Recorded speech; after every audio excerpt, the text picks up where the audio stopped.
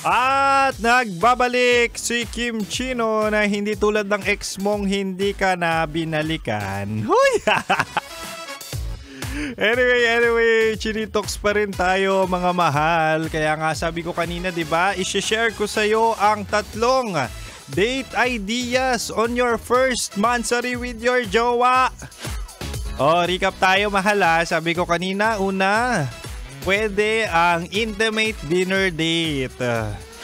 Pwede to sa restaurant o di kaya sa private place. At ang pangalawa naman, hotel or staycation with a twist. At yung twist, kayo nang bahala ng jowa mo ron. Alam mo na yan. Ito naman, pangatlo at panghuli. Pwede nyong gawin ang spicy game night. Kasing spicy ni Kim Chino. Ayun pwedeng truth or dare pero bedroom edition. Huy!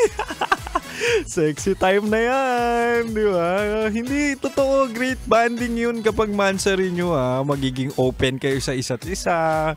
Fun and flirty way. Pwedeng light sa una tapos habang tumatagal, going exciting at spicy.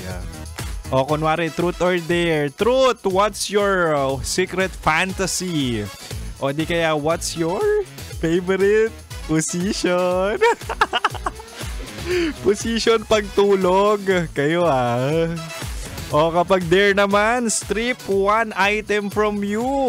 Hanggang maubos, tapos bakbaka na.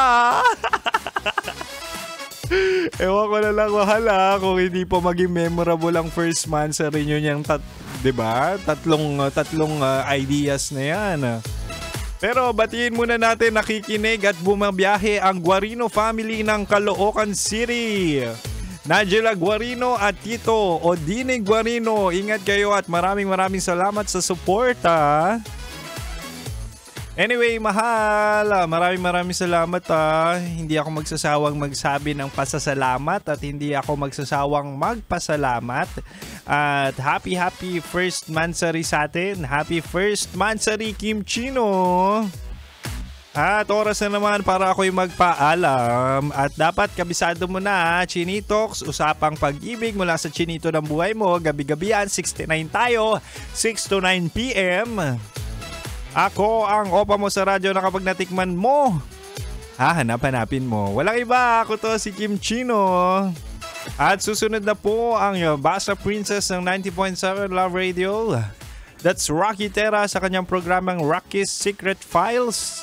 At sila ay sumasayaw at nagti-TikTok dito sa harap ko. Ako ay nadidistract talaga, oo. Kaya naman, manatili nakatutok dito lang sa 90.7 Love Radio. Kailangan pa bang i-memorize yan? Basic. Ingat ka mahal Love you!